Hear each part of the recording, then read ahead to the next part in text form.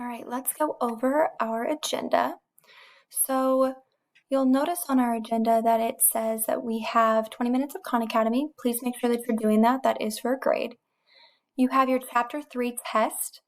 This is located in Chapter 3, the assessment folder. We're going in between two folders this time. So this is in the Chapter 3 folder, and so is your showing work form.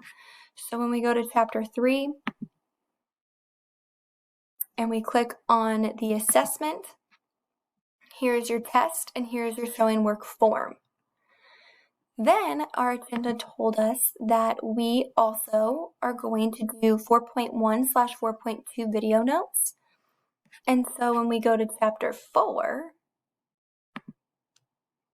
and we click on our Chapter 4, you will see the agenda again. You will see our weekly video. Obviously, you found it.